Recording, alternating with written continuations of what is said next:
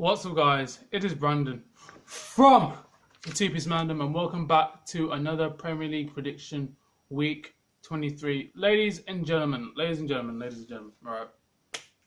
A lot has happened this week. There's been goals galore, especially at Villa Park. A lot of red cards. Not a lot, just one red card at Selhurst Park, and for the first time, a convincing home performance from a team who's been unable to win at home, ladies and gentlemen. A lot has happened. A lot has happened in week 22, and we're going to finally move on to week 23. And just a bunch of games have just happened in these recent weeks, and it's just mad. It's just literally insane. But first of all, before I actually get into the games, make sure you click that like button, right? And click that subscribe button as well, alright? Make sure you click that, because at the end of the year, our goal of 2020, at the end of 2020, is to hit 2K. So I would honestly appreciate it if you did that. Honestly, it means the world to me. And don't forget to smash the like button as well, alright? Alright, gonna go straight into the games, ladies and gentlemen. First game of week 23 of the Premier League, alright? Watford versus Tottenham Hotspur. Now, we're gonna go back to Watford's game. Let me speak about Watford, right? Obviously, fair play to them. They beat Bournemouth 3-0, and Bournemouth were absolutely trash. But we're going to talk about Watford's performance. We're going to talk about how they played away. They were pressing. They had more energy towards them. Troy Deeney was on fire, I think, scoring 2 goals. Watford have really come into their own, and they're starting to get results now. The players, you can see that the players are starting to have more confidence in their football, the way they're pressing, the way they're moving the ball around. Fair enough, they were against an opposition that was very, very low on confidence, that haven't won a lot of games, that are on a very, very horrendous losing streak. But you have to give it to Watford, the way they're playing, the movement from Sarr, Deulofeu, the way Troy Deeney's on fire as well, Decore getting his goal as well. Like, you have to really give it to Watford and how they're actually playing the season, if I'm honest with you. Like, Watford are actually starting to lift the season up after having a horrendous start to the season. They're starting to build themselves up, and you can just see the difference that the new manager has made. Again, that new manager bounces, people like to call it that. I like to call it the manager momentum, but you can see how Watford are just coming into it, and yeah, it's looking good for them for now. So now we're going to talk about Tottenham Hotspur. We're going to talk about Tottenham Hotspur, ladies and gentlemen, how they played against Liverpool. Now, first of all, I'm going to show you Watford's form on the screen. And the way they played against Liverpool, to be honest with you, I thought they'd honestly get smashed. I didn't really see Tottenham actually putting up a fight that much, to be fair. I thought they'd just get outclassed, which they did to a degree, but not fully, if that makes sense. So Mourinho's setup was obviously a 3-4-3. I think he was playing the new centre-back. I forgot what his name was. Leave the comment down below. And he marked Mane really, really well. Fair play to Bobby Firmino's goal. It was world class. It is world class. Any single freaking Premier League team would freaking take him, right? I'd freaking take him. I'd take him. Firmino, it was just world class in that game. But you have to give credit to Tottenham Hotspur. First half, they were just awful. They weren't really pressing that much. Every single player, I think they tried their best to put themselves on the line. Eriksen didn't really give it to Tottenham, if I'm honest with you. He didn't really put his heart on the freaking sleeve. I don't know if Tottenham are going to keep him, or are they going to sell him? Where's he going to go? I have no clue, but I feel as though with Tottenham in that game, they actually played pretty decent. They had a few chances that could have leveled the game. They could have scored 3 goals, if I'm honest with you, but they've just missed those vital chances, and they are big chances that you're not going to get against Liverpool most of the time. And it's just unfortunate. Like, they just really didn't get it. Actually, it's not unfortunate. I'm actually happy, but still, like, they just didn't get their goal, and it was just unfortunate. So, you know what I mean? Liverpool just won 1-0. For this one, Watford versus Tottenham, I feel as though Spurs have a lot of injuries, and I just don't know how they're going to cope against Watford, because Watford are high in confidence right now. They're very, very high in confidence, more belief. It's at Vicarage Road as well, so it's going to be a tense game. I don't know if Mourinho will be able to handle Watford. He's slowly losing the players, if I'm honest with you. So for this one, I'm going to say Watford 2, Tottenham Hotspur 1. I don't really see Tottenham getting a result. with the form that they're on now. Whereas with Watford, I believe they're more likely to get this result. So yeah. Moving on to the next game, Brighton versus Aston Villa. Now, we're going to talk about Brighton's performance against Everton. Wasn't really amazing. Losing 1-0 at Goodison Park against Everton. And to be fair, Goodison Park is a very, very hard place to come out, if I'm very, very honest with you. Richarlison getting the goal, of course. He's been on fire for Everton. I think he's a very, very key player. One of the best signings that Everton have made. But I don't really see Brighton actually getting a win, if I'm honest with you. I didn't really see them even getting a point, to be fair, because Everton are such a well-drilled team, especially with Carlo Ancelotti as well. And you can just tell that they just wanted it more. And coming to Goodison Park and getting a result there takes balls. I'm going to be honest with you, it takes balls to get a result at Goodison Park because of the way Everton's set up, the way their fans cheer them on, the tactics from Carlo Ancelotti as well. Like, it's just mad. It's actually mad. It was just very, very unlucky for Brighton, if I'm honest with you. Just the tactics just didn't work. It's just as simple as that. Now we're going to talk about Aston Villa. What can I say? So, put it this way, ladies and gentlemen. I was watching Man City versus Aston Villa. Watched 15 minutes of the game. Saw it was 0-0. I was like, alright. Got a bit hungry. Had some of my dinner. Came back in the 36th minute and Aston Villa are 3-0 down. And I'm just thinking to myself, how did they capitulate so fast? How did they capitulate that fast? And then when you look at the goals, it's quite bollocks, if I'm honest with you. The way they defended was awful. Danny Drinkwater. Well, you see why Chelsea doesn't play Danny Drinkwater. You see why Burnley doesn't play Danny Drinkwater. You can see that now. You can see why we don't play him, because he was absolutely awful in that game. The third choice goalkeeper had a freaking nightmare. What can you do when you're against Mahrez, Aguero, and who else scored? I forgot who scored, but yeah, it was mainly Mahrez and Aguero. Let's just be honest. Like, what are you supposed to do? The defense was dog crap. They was supposed to have Pepe Reina. I think he was having his medical in that game or something like that. He's probably going to be thinking, why the frick did I come to this damn club? Because the way they performed was absolutely horrendous. The only person that was actually doing anything or trying to create anything, as usual, was bloody Jack Grealish. And you can tell that Jack Grealish carries the whole rascal team. And ladies and gentlemen, that's just the worst performance I've actually ever seen in my whole life, if I'm honest with you, like from Villa. In fact, it's not the fact that it was at Villa Park. It's just the way that they performed. It's just the defensive performance was just horrendous. I know it's against Man City, right? I know they have quality players like Kevin De Bruyne, Mahrez, Aguero, Gabriel Jesus, and David Silva. I understand the quality that's in the team, right? I understand that. Obviously, they're going to have more of the ball than you. Obviously, they're going to have more possession. They're going to pass it faster than you and all that stuff. But at least show some heart and passion and desire, you know. At least fight for it. Do you know what I mean? Like, as soon as you just capitulate, it's half time. You're 4-0 down, and it's just like you like nothing's gonna happen, man. And you can't. And some people have a go at the fans for leaving. I'm like, fam, nobody wants to see their team get clarted 6-0 at their home ground, right? If you're 4-0 down, then you obviously know that there's going to be no comeback. The team's obviously lost. Like, let's just be real with you. Like, they're not freaking coming back, right? So to lose 6-0 at Villa Park, it's just horrendous. Like, it's just bad, man. Like, obviously, I knew Villa were going to lose, right? Don't get me wrong, because it is against Man City, right? And they are in the bottom half. But it's just the way they lost, man. Like, the way they lost was just crap. Like, even for the last score, man. Like, what's going on with that? Like, that's just absolutely sloppy. Like, you don't know what they're thinking there, and it's just pure capitulation. It's not even like, oh, they played amazing football for the last goal. It's just mistakes, and then Aguero just puts it in to get his 12th hat trick, I think, of the season. I think he has an all-time Premier League high or something like that. Like, it's just ridiculous, man. Like, Villa, like, they're like my second team or something like that, and to watch that, the way they just let that goal in and their performance, I was just like. Now you understand why they're my second team, and it's just mad. Like, how get you play like that? I don't understand. But either way, for this one, I'm gonna say Brighton 3, Aston Villa 0. I ain't got no confidence in Aston Villa right now. Off the back of that performance, you expect them to get a point.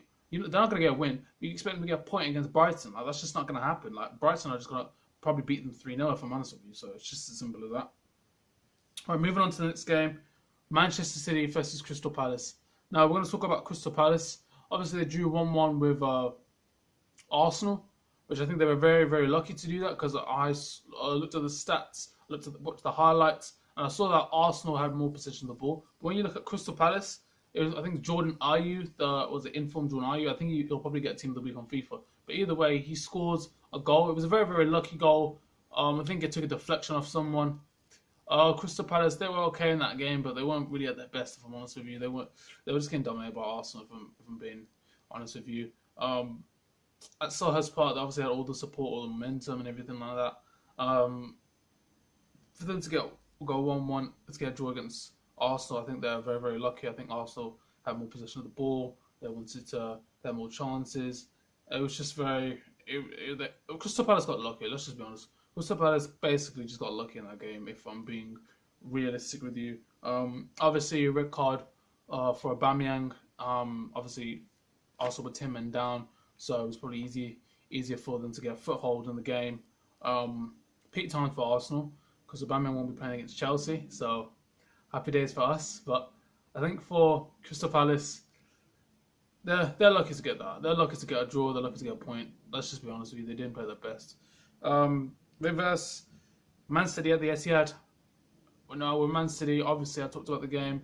I talked about how crap Villa's performance was and how they just played out absolute wank. And then when you look at Manchester City, they just dominated Villa from the get-go. Obviously they were playing against this opposition that had poor defending, but the 1-2s with Mahrez, Aguero, Silva, the assist from Kevin De Bruyne into Gabriel Jesus, it was just beautiful football. It's honestly remarkable football. Listen, they won't catch Liverpool, but you have to applaud their football and the way they play. You have to applaud one of the best centre attacking midfielders in the Premier League. That is Kevin De Bruyne. You have to applaud the way Man City just tore Aston Villa apart. Their football, their movement, everything was just majestic. Like, you have to give it to Manchester City. And if I'm honest with you, right, I'm a Chelsea fan, right, but let's be real, right, I enjoy watching Man City play football. I enjoy their football. I enjoy their movement. I enjoy the skill. I enjoy the teamwork, leadership, everything about Manchester City. I like to watch. I like to see on the pitch. And it's, as a neutral fan, you enjoy it. Okay, as a neutral fan, you actually enjoy like just watching them play good football,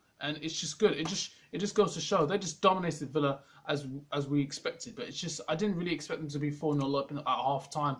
If I was completely honest with you, it's just Man City just tore them apart. Man City tore them a new arsehole. Mahrez scored 2 brilliant goals, and Aguero, what can I say? Hat-trick for him. Sergio Aguero, isn't it? Just as simple as that. So for this one, I think it's going to be, because with Crystal Palace, they normally get a draw. They normally get draws at the Etihad. So for this one, I'm going to say Manchester City 2, Crystal Palace 2. I feel as though Crystal Palace always turns up against big teams away. So, for example, when they versed Manchester United at Old Trafford, they got a result against them. I think with when they verse Man City, it's going to be very, very tough for Manchester City with the players they have like, on the counter-attack. Crystal Palace have, was it Zaha, Benteke? Well, okay, not Benteke because he's actually quite dead. Crystal Palace, they have Zaha, they have Jordan Ayew. I think Milivojevic is back for that game. I'm not sure. I have to check. And yeah. So I think the score's going to be 2-2. I think it's going to be very, very difficult for Manchester City to get the 3 points against Crystal Palace. All right, moving on to the next game. West Ham versus Everton. Now, we talked about Everton. Their performance was amazing against Brighton at Goodison Park. Richarlison getting the goal for them, of course. We're going to talk about West Ham losing 1-0 against Sheffield United. And I think with David Moyes' side, they were very, very unlucky. They did have most possession of the ball. Yet again, Sheffield United have more shots and more attempts on target, more corners as well. Let's be honest, right? Bramall Lane is a very, very hard place to go at. Let's just be real, right? It's very, very hard to get a result against Sheffield United at Bramall Lane.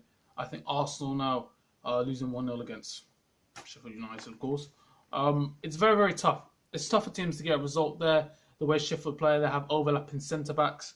It was very, very tough for West Ham and a very, very tough game for them, for David Moyes as well. Couldn't really get a foothold in the game as much as they would like. It was very, very unfortunate for David Moyes, but he has got them off to a winning start because obviously before that game they beat Bournemouth 4-0, even though Bournemouth were in a horrendous form. But still, I think David Moyes will be able to get the team going forward. And they're against a very, very tough Carlo Ancelotti side. They are at the Olympic Stadium though, so they are at their home ground, so that's good for them. But I think it's going to be very, very tough for it's going to be very, very tough for West Ham when they do versus Everton, because Everton's going to fully press them. Everton's going to go at them with Richarlison, Bernard, Alexi Iwobi, Theo Walcott. Every single one of them will go straight at West Ham, and they're going to be ready for that press. We're going to see how David Moyes' side does against Carlo Ancelotti's side, and it's going to be very, very competitive match. So I can't wait to see this. But for me, I think both teams will be level, if I'm honest with you. I do believe there will be goals. So for this one, I'm going to say West Ham 2, Everton 2. I think it's going to be another draw. Right, next game. Arsenal versus Sheffield United. Now, we're going to talk about Arsenal, ladies and gentlemen. We're going to talk about the Gunners. All right, so obviously, they played very, very well. Aubameyang getting his goal, as per usual. Let's be honest, he was going to freaking score. I freaking knew he was going to score. Like, even when I was in the car now, I think we were in, me and my family were in one stop, right? My sister told me that Arsenal scored or something like that, and I said it's probably Aubameyang. And we come back home, it was Aubameyang. Unlucky for them to not give the 3 points. Feel as though they kind of deserved it. Aubameyang's challenge on the player, I forgot what the player's name was, but it was just horrendous. It had to be a red card. It had to be a red card. When you look at that from a different point of view, from a different camera angle, VAR had to analyze that. I'm like, that's just a definite red card. It's just a red card. Let's just be honest with you. And it's going to be very, very unfortunate and hard for Arsenal since they do not have Pierre-Emerick Aubameyang. And let's be honest, Pierre-Emerick Aubameyang saves them pretty much all the time, because even when Arsenal play like dog wank, he's the one that always scores for them. And I think he is second in the table for most Premier League goals. And it's just insane. He's such a quality striker, and he's so vital to the Arsenal team now. And I don't know how they're going to do against Sheffield United. I don't know how they're going to do against Chelsea. But it's going to be very, very tough for them without Pierre-Emerick Aubameyang. And for Lacazette, he hasn't really been banging in the goals. He hasn't been on form as people want him to see. People want Alexander Lacazette to get the goal. He's not really gonna. He hasn't had a goal at all, and he's just, I don't know if his confidence is low. I don't know what it is. Is the pressure getting to him? We have no clue. I haven't really heard any transfers about Arsenal as such yet. I think Nicolas Pepe, I think his confidence is starting to increase. He'll have to step up against Sheffield United. Ozil has to step up against Sheffield United. I kind of want to know what the team's lineup will be against Sheffield United. Is he going to play 3 at the back? Is he going to play 4 at the back? I like to see how he changes things around. Who's going to get dropped? Who's he going to bring to the lineup? It's going to be very, very interesting. As for Sheffield United, kudos to them because they obviously got the win against West Ham. They got the win against West Ham. Played very well. Had more shots on target. Had more corners. Yeah, good 3 points for them against a West Ham who have been on form, beating Bournemouth 4-0, who have had that manager momentum. So it was a very, very tough game for them, and it was a very, very good win for them. I think at the Emirates is going to be a completely different ball game. I'm not saying that it's not impossible for them to get a result, but with the way Arsenal are playing, the way they're pressing, the intensity that Mikel Arteta has brought to Arsenal, the way he's winning over the fans, the build-up at the Emirates and between the Arsenal fan base is going to be very, very tricky and hard for Sheffield United to actually get a result there. Maybe before Mikel Arteta came to freaking Arsenal, they probably would have turned over Arsenal 2-0. But with this Arsenal team, I just don't see it happening. And the way they're performing and the way they're going. So for this one, I'm gonna try and be positive for this one. I'm gonna say Arsenal 1, Sheffield United 0. Surely Arsenal should win this game. I don't really see them drawing. Let's just be honest. If they draw this game, then it's just whack. They really shouldn't draw the game. I really feel as though they should actually win this game. Fair enough, it is Sheffield United. They're a very hard team. They're going to set up defensively against Arsenal at the Emirates, let's be honest, and they're going to hit them on the counter-attack. But Arsenal should win this. Arsenal should win this game, and that's just the way it is, all right? All right, moving on to the next game. 2 dead teams, all right? Norwich versus Bournemouth. Obviously now, Manchester United clattered Norwich 4-0. Norwich, bottom of the table. As for Bournemouth, I think they're either 18th or 19th. Like I said, got clattered by Watford 3-0. Both teams are on horrendous form. Yeah. What do we really want me to say, to be honest? Like, both teams have just been playing like dog wank. Bournemouth, obviously, low in confidence, trying to play out from the back, couldn't bloody do it. Got corner possession. Watford scored.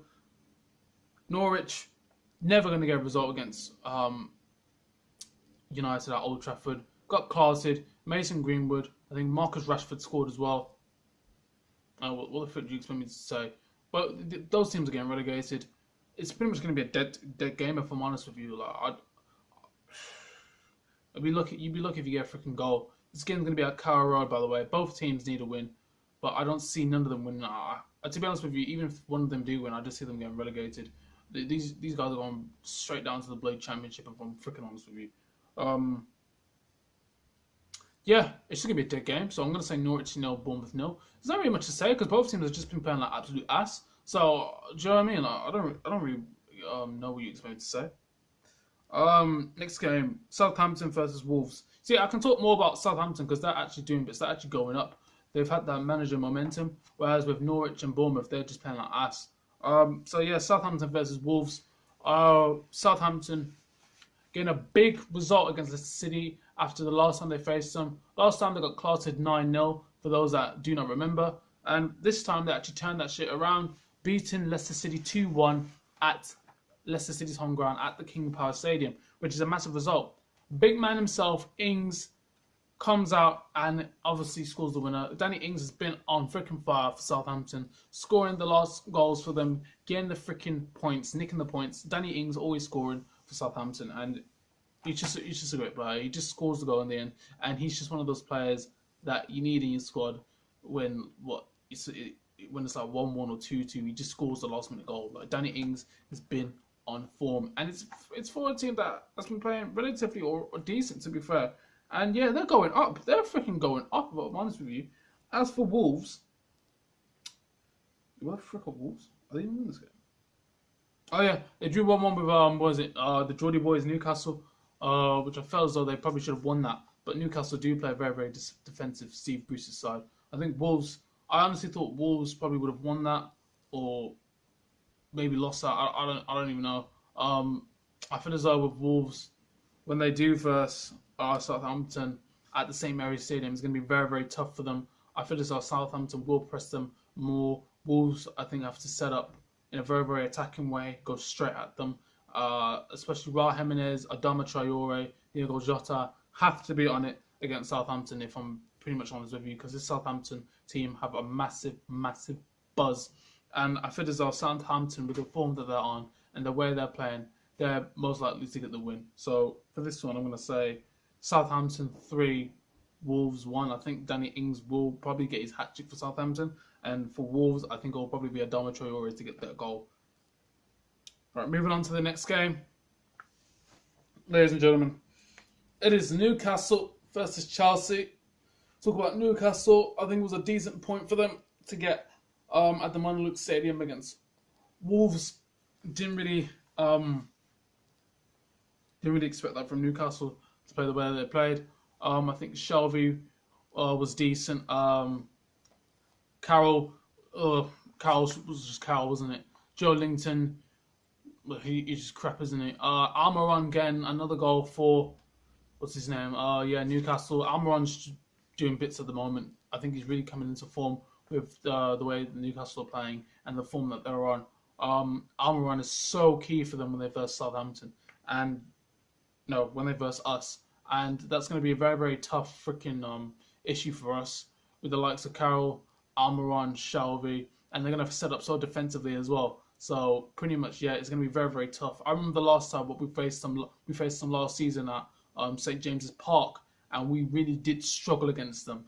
Like, we literally had to just use Hazard. It was just so freaking frustrating to break these mother effers down. And it's going to be tough again, because when they sit back against Chelsea, we find it very, very difficult to break these teams down. And when they get a counter-attack on us, they score from that. So it's going to be very, very tough. And if he's going to play Andy Carroll as well, we're not amazing at set pieces. I feel as though they're going to score on the set pieces as well, and we can't allow for that to happen. So it's going to be very, very tough. As for us, a very, very convincing win against Burnley that I haven't seen in ages. The first goal, was it a penalty? Yeah, let's be honest. It was a penalty, but let's be honest, right? The guy was about to slide Willian. He pretty much dragged his foot out. Willian dragged his foot in towards his legs to actually just draw the foul. And it's just as simple as that. It's just football, isn't it? It's football. Let's be honest, right? Anyone would have done it, so you can't really freaking blame him for doing that. So yeah, you got the penalty. Jorginho slots it in, makes penalties look easy. Second goal was from big man Tammy Abraham. Gets his head to the ball. Nick Pope probably should have saved that. I don't know how my G didn't actually save that. I honestly thought it was just an easy save, but they actually went in the net, which I was actually surprised about. So yeah, it was just 2-0 to us. And then a first goal for Callum Hudson-Odoi. Gets his goal at the freaking end to make it 3-0. I think we played relatively well. We had more possession of the ball. I think the difference in this game from our last two games is that we were able to break the team down. We were actually able to break them down. We played Ross Barkley, who actually played all right, to be fair. He actually played decent. Reece James was absolutely remarkable as well, crossing the balls in. Reece James has become a real talent for Chelsea, and I think we have to keep him in the summer transfer. I think teams will make bids for him. You can tell that he's a talent with his crossing, the way he's cutting in, his play and everything like that, his link-up play. Reece James has broken to the first team and has played absolutely well. Hudson-Odoi's played amazing as well. Jorginho playing well. Everyone playing well, to be honest with you. Willian doing his own thing, killing it. Like, every single individual has played well. Every single one has played well, and I'm proud of that. It was a very good performance. Next game, Burnley versus Leicester City. So yeah, I've got to give my score prediction for, what was it? The match. So yeah, Newcastle 0, Chelsea 1. I think we'll be able to beat Newcastle. It's going to be a very tough game, and what Steve Bruce is going to do, he's going to sit his ass back. Right, we're going to keep pressing, and we'll probably nick a goal at the end. It'll probably be Tammy Abraham to score it, or I don't know, Zoom or something like that. So yeah, Newcastle 0, Chelsea 1. Next game, like I said, Burnley versus Leicester City. Yeah, Burnley have played like wank, haven't they? So let's just be honest, they're not really going to win that. Leicester City, they desperately need the win, so Man City doesn't actually overtake them. But I think Man City already have. But yeah, Leicester City actually need the win. I think they'll get the win at Turf Moor, because Burnley have been playing like dog wank, and they just haven't been amazing, if I'm honest with you. So yeah, I think Burnley will just get clarted. I mean, the way we played against them, they were just absolutely horrendous. Leicester City didn't play amazing against Southampton. Didn't kill them off. I think they had a goal that was ruled out by VAR in the 91st minute. So yeah, I'm going to say Burnley 0, Leicester City 4. I think Jamie Vardy will probably score his hat-trick. And then Burnley won't score anything, of course. And then I think it'll probably be Iheanacho to get the goal at the end. So yeah. All right, last fixture, ladies and gentlemen. This is the biggest one going. As we all know, Liverpool versus Manchester United at Anfield. I remember the reverse fixture for this, and it finished 1-1. I think Man United were the only team to actually stop Liverpool from getting 3 points this whole season. And now Manchester United have to travel all the way from Old Trafford to Anfield to first inform Liverpool, who haven't lost a freaking game, who've been clarting teams left, right, and centre, who have just been winning, keeping clean sheets, who have been unbeaten for a whole freaking year. Now, Manchester United against big teams bottle it. They bottled it against Arsenal. Absolutely horrendous. It's good beating all the small teams, but if you can't beat all the freaking big teams, then your ass ain't getting freaking top 4. You get me? So, do you know what I mean? It's just one of those things. Yeah, to be fair, I just expect Liverpool to win it. I think Liverpool will just clock them. I think it's going to be Sadio Mane, Salah, Firmino, who else? Wijnaldum, Henderson, Fabinho. I think Fabinho's injured, but yeah, just as simple as that. Liverpool are just going to win it. Let's just be honest, right? Let's just be brutally honest, right? I don't see Manchester United getting a point against Liverpool. And the way this Liverpool team is playing right now, there's no way Manchester United are getting anything from this game. And the way they've been playing against the big teams recently, and especially away, they're not getting anything. So, you know, and they even got closed at 3-0 against Man City at that home turf. So it just proves that they can't handle the big teams. So for this one, I feel as though Liverpool will clock them. I still think Man United will probably get a goal. They'll probably nick it at the start or something like that. But Liverpool will just come into their own. So I'm going to say Liverpool 2, Manchester United 1. And that's the end of this Premier League prediction. If you guys enjoyed it, make sure to leave a like, hit the subscribe button, all right? Make sure you check the other videos below. Leave your score predictions in the comments, and I'll see you guys in a bit. Peace!